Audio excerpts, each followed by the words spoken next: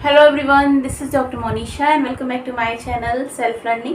आज हम स्टार्ट करने वाले हैं लॉजिकल रीजनिंग के बारे में। जो भी नेट के स्टूडेंट हैं वो आप ध्यान से देखिए इस सेशन को। लॉजिकल रीजनिंग का मतलब क्या होता है? युक्ति संगत तर्क। मतलब आपसे कुछ ऐसे स्टेटमेंट दिए जाएं जिसमें ये जानने की कोशिश हो कि जो कुछ भी लिखा जा रहा है, जो कहा जा रहा है, वो तर्कपूर्ण रूप से सत्य है या नहीं है, और उस हिसाब से आपको जानने की कोशिश की जाए कि आप कहाँ से उसका सही उत्तर निकाल लें। मतलब तर्कों के माध्यम से लॉजिक्स लगाएं और लॉजिक्स निकालने के बाद में आप स्टेटमेंट ऐसा निकालें जो कि तर्कपूर्ण, तर्क संगत हो। कितने प्रकार से देखे जाते हैं? तो देखिए, पहला तो होता है स्टेटमेंट। अगर आपको कोई स्टेटमेंट दिया जा रहा है और स्टेटमेंट देने के बाद में ये पूछा जा रहा है कि ये स्टेटमेंट सत्य है या नहीं है, या फिर दो स्टेटमेंट दिए जा रहे हैं तो उसमें से ये लिखा जाए कि पहला वाला स्टेटमेंट सही निकल रहा है या दूसरा वाला निकल रहा है, तो वो किस में होते हैं? न्यायबद्ध तर्क होते हैं। मतलब आप जो भी आपको क्वेश्चन दिया जा रहा है उसमें न्यायपूर्ण तरीके से आपको चेक करना होता है कि किस चीज में जस्टिस हो रहा है या नहीं हो रहा है ना। तो कुछ हम इसके बाद हम कुछ इसके एग्जांपल्स भी देखेंगे ताकि समझ में आ सके कैसे तर्क होते हैं। इवेंट आधारित होते हैं, मतलब किसी घटना पर आधारित। आपको कोई स्टेटमेंट दिया गया जो कि किसी घटना से घटित हो रही है, ऐसी बात उसमें लिखी गई है। उसके बाद फिर क्वेश्चन पूछे गए कि आपको क्या लगता है कि पहला कथन सही निकल रहा है या दूसरा कथन सही निकल रहा है। इसके बाद एज्यूम्पशन पर होते हैं। एज्यूम्पशन का मतलब क्या होता है? पूर्व धारणाएं, कथात्मक निष्कर्ष या पूर्व धारणाएं। सपोज करते हैं हम किसी भी स्टेटमेंट के बारे में पहले से ही कुछ एज्यूम्पशन रखते हैं अपने मस्तिष्क में और उसके आधार पर ही उसका निष्कर्ष निकालते हैं। तो उस आधार के क्वेश्चंस भी होते हैं। कुछ नीतियों पर आधारित, यानी कि जो पॉलिसीज होती हैं उस पर आधारित होते हैं। जैसे कि आपको उचित निर्णय लेना पड़े कहीं पर, तो किस आधार पर लेंगे? आप अपने जो आप पहले से आप जानते हैं उस नॉलेज के हिसाब से ही आप उचित निर्णय लेंगे। इसके बाद कैसे क्वेश्चंस आते हैं? Statement logic issues. कोई कथन होगा जिसमें कोई स्टेटमेंट होगा, उसमें कोई इशू बताया जा रहा होगा, कोई प्रॉब्लम बताई जा रही होगी, कोई लॉजिक बताया जा रहा होगा।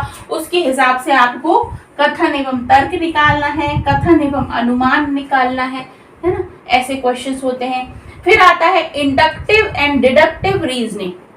इंडक्टिव और डिडक्टिव रीजनिंग के बारे में क्या कहा जाता है? आगमनात्मक और निगमनात्मक।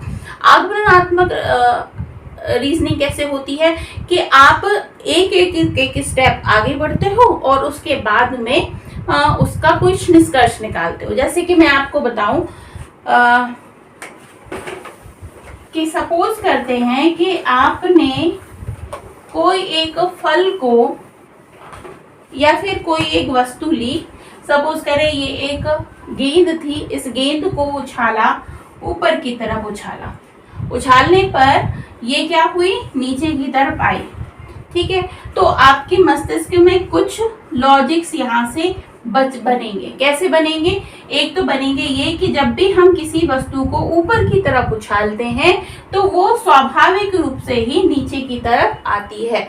ठीक है, उसके बाद फिर आपकी धारणा बनेगी। धारणा बनने के बाद फिर आप इस निष्कर्ष पर निकलेंगे, चाहे फल हो, फूल हो, कोई वस्तु हो, किसी भी चीज को अगर हम ऊपर फेंकते हैं तो वो नीचे की तरफ आती है। तो ये धारणा बन गई।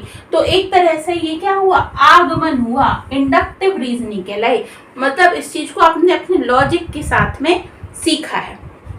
ठीक है, अब यहाँ डिडक्टिव रीजनिंग किस तरह से होती है कि जब हम कुछ ऐसी चीजों के बारे में निष्कर्ष निकालते हैं जो पहले से ही तर्क संगत रूप से स्वयं सिद्ध हैं, है ना। जो स्पष्टीकरण हम लेते हैं वो किसी न किसी रूप से पहले से ही सिद्ध हो चुका है और उसके आधार पर हम आंसर निकालते हैं, तो वो कहलाती है निगमनात्मक। जैसे कि पहले से ही किसी चीज का सूत्र आपको दे दिया गया है कि जैसे हमें अगर इंटरेस्ट निकालना है, सिंपल इंटरेस्ट निकालना है, तो क्या होता है कि हमारे पास एक सूत्र होता है जिसमें आता है प्रिंसिपल इंटरेस्ट और उसके बाद आपका रेट होता है, फिर इनटू क्या करते हैं? टाइम करते हैं, अपॉन कर देते हैं 100 और इसके बाद हम इंटरेस्ट निकाल लेते हैं कि कितना आ रहा है। क्यों? क्योंकि इसका हमें फॉर्मूला पहले से पता है और उसके बाद हमको सिर्फ उसमें वैल्यूज पुट करनी है और उसका आंसर निकाल लेना है।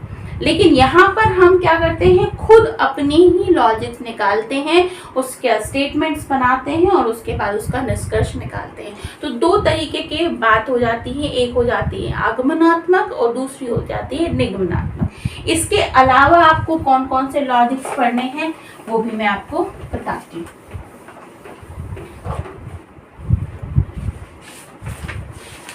इसके बाद एक शब्द आता है आपका जिसको कहा जाता है सादृश्य। सादृश्य सादृश्य स्टेटमेंट्स होते हैं जिसके बारे में आपको पढ़ना है कि दो एक जैसे स्टेटमेंट नजर आ रहे हैं। जैसे आपको कोई, अभी मैं एग्जांपल्स आपको दे दे के बताऊंगी। जैसे आपने किसी एग्जांपल को देखा और उसके बाद में वैसे ही उदाहरण आपको नजर आ रहा है, तो उसका लॉजिक आप दूसरे क्वेश्चन में लगा दोगे। जो एक जैसा व्यवहार करे वो कहलाएगा क्या, सादृश्य। ठीक है। नेक्स्ट आता है इसके बाद वर्बल क्लासिफिकेशन। जैसे अभी हमने कल मैथमेटिकल क्लासिफिकेशन देखा था, वो हो जाता है वर्बल। तो इसको कहा जाता है शाब्दिक वर्गीकरण।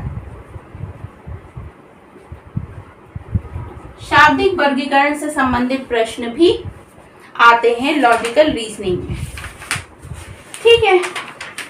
तो ये सारे क्वेश्चंस हैं जो आपको आते हैं। इसके बाद फिर कुछ वेन आरेख से संबंधित होते हैं जिसमें हम ये निकालते हैं कि ये ए है और ये बी है, लेकिन ये क्या है, सी है। तो ए अगर पॉजिटिव क्वालिटी वाला है, बी अगर नेगेटिव क्वालिटी वाला है, लेकिन सी ने क्या लिया, कुछ हिस्सा ए का ले लिया और कुछ हिस्सा बी का ले लिया, तो ये नेगेटिव और पॉजिटिव दोनों को लेकर अपना एक नया अस्तित्व बना रहा है। तो ये हो जाता है आपका वेन आरेख, जिससे हम क्वेश्चंस निकालते हैं, सॉल्व करते हैं। ठीक है। तो आगे बढ़ते हैं। अब हम कुछ क्वेश्चंस करते हैं जिससे हम समझ सके कि किस तरह के प्रश्न पूछे जाते हैं। अब जैसे पहला एक क्वेश्चन है जिसको हम यहाँ पर देख रहे हैं, जिसमें लिखा हुआ है महिलाएं खाना बनाते वक्त एप्रन पहनती हैं, क्यों पहनती हैं? जिससे पता लगे कि वे रसोई घर में काम कर रही हैं, उनके कपड़े खराब ना हो, इससे चुस्ती बनी रहती है, इससे पता लगता है कि उन्हें खाना बनाना आता है। अब बताइए इसमें क्या रीजनिंग होगी? सिंपल सी रीजनिंग है कि महिलाएं क्यों पहनती हैं।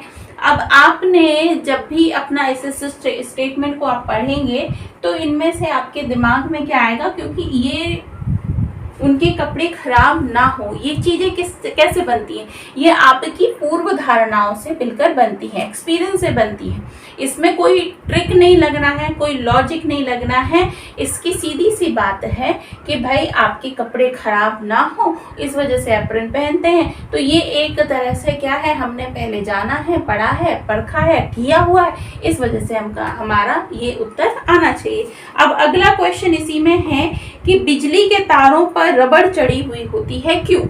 बिजली के तारों पर रबड़ चढ़ी हुई होती है, क्यों? क्वेश्चन है में जो ऑप्शंस दिए गए हैं, तारों में मजबूती आ सके, दूसरा है तार पकड़ने में करंट ना लगे, रबड़ बिजली के प्रवाह को गति प्रदान करती है, सर्दी में तार ठंडे नहीं होते हैं इसलिए विद्युत प्रवाह में बाधा उत्पन्न होती है, इस वजह से। तो सीधी बात है, हम इसमें लॉजिक लगाएंगे। क्यों लगाएंगे? अपने दिमाग से और पहले की जाने हुए एक्सपीरियंस से कि सीधी बात है, तार पकड़ने पर करंट ना लगे, क्योंकि जो रबड़ होती है वो इंसुलेटर होती है, बिजली की कुचालक होती है, इसकी वजह से उससे आप पकड़ेंगे तो बिजली से करंट नहीं लगेगा। ठीक है। तो एक क्वेश्चन हो गया। अब नेक्स्ट इसी तरह का स्टेटमेंट हम देख लेते हैं। धूम्रपान नहीं करना चाहिए, क्यों? धूम्रपान नहीं करना चाहिए, क्यों? क्या है ऑप्शंस? सिगरेट में तंबाकू होता है, इस पर खर्च किया गया धन बेकार हो जाता है, धूम्रपान पर सरकारी रोक लगी हुई है, तंबाकू का धुआं स्वास्थ्य के लिए हानिकारक होता है। नेक्स्ट क्या क्वेश्चन का ऑप्शन होगा कि तंबाकू का धुआं स्वास्थ्य के लिए हानिकारक होता है, इस वजह से धूम्रपान नहीं करना चाहिए। नेक्स्ट क्वेश्चन है कि कोई भी व्यक्ति जो विपत्ति के समय प्रतिकूल परिस्थितियां उत्पन्न करता है सबसे बड़ा शत्रु होता है। ठीक है, तो क्यों होता है? क्योंकि वो आपकी प्रसन्नता नहीं करता, प्रशंसा नहीं करता, आपके साथ नहीं रहता, धन की आवश्यकता पड़ने पर सहायता नहीं देता, यह विपत्ति के समय प्रतिकूल परिस्थितियां उत्पन्न करता है। ठीक है, तो ये जो क्वेश्चंस आते हैं ये तर्क किस हिसाब से रहता है? आपका जो आपका पूर्व ज्ञान है, पूर्व नॉलेज है, उसके आधार पर ये रहता है। इसकी भी मैं आपको यही सजेशन दूंगी, कुछ प्रैक्टिस करेंगे तो क्वेश्चंस के आपको अर्थ भी समझ में आएंगे और लॉजिक भी समझ में आएंगे। अब नेक्स्ट हम कुछ और क्वेश्चंस देख लेते हैं पूर्व धारणाओं पर आधारित। ठीक है, ये बहुत ज़्यादा प्रश्न पूछे जाते हैं। सबसे बड़ी दिक्कत तो यही होती है कि इनको पढ़ने में समय ज़्यादा लगता है और पढ़ने के बाद में इनको समझने में भी समय बहुत ज़्यादा लगता है। ठीक है, एक क्वेश्चन मैं आपको सामने समझाती हूँ। तो चलिए पहला देखो, क्वेश्चन इस तरह से आता है कि आपको ऐसे दो स्टेटमेंट लिखे हुए मिलेंगे कि बच्चा 5 वर्ष का हो गया है, उसका स्कूल में एडमिशन करा दिया जाना चाहिए। ठीक है, स्टेटमेंट नंबर 2 लिखा हुआ है 6 साल के बाद बच्चे को प्रवेश नहीं देते हैं। तो क्या है, आपको क्या लगता है कि फर्स्ट ही सही है, फर्स्ट में ही तर्क निहित होता है, हो रहा है, या 2 में निहित हो रहा है, या 1 में, दोनों में हो रहा है, या फिर ना 1 में हो रहा है ना 2 में हो रहा है? तो देखिए, बच्चे को 5 वर्ष का हो गया है बच्चा, इसलिए उसका 5 वर्ष के लिए जितना स्कूल जाने के लिए उसमें जितना विकास होना चाहिए उतना विकास हो चुका है, इस वजह से उसे स्कूल में एडमिशन दिला देना चाहिए। 6 साल के बाद बच्चा ओवर एज हो जाएगा, स्कूल में एडमिशन नहीं मिलेगा, इसलिए 5 वर्ष का हो गया तो एडमिशन दिला देना चाहिए। तो ये तर्क तो किसी लॉजिक पर काम नहीं कर रहा है। हाँ, एक वाला जो है वो सही है कि 5 वर्ष का हो गया, उसका जितना डेवलपमेंट उसे चाहिए था वो हो चुका है, अब उसका एडमिशन किया जा सकता है ना। तो इस तरीके के क्वेश्चंस आते हैं।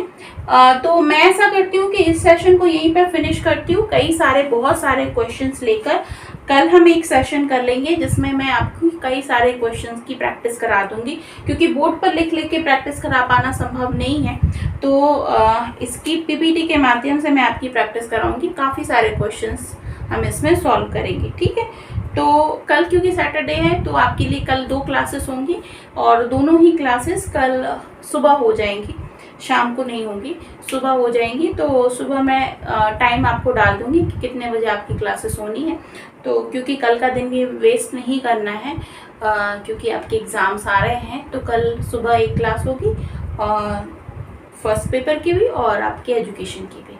ठीक है, टाइम मैं इसमें डाल दूंगी आपको ग्रुप में कि कितने बजे क्लास होगी। ठीक है, तो इसको फिनिश करते हैं। कल हम काफ़ी सारे क्वेश्चन को मैं एक पीपीटी के रूप में आपके सामने लेकर आकर इसकी प्रैक्टिस कराऊंगी। ठीक है, तो इस सेशन को यहीं फिनिश करते हैं, कल फिर मिलते हैं। अपना बहुत ख्याल रखिए, बाय बाय।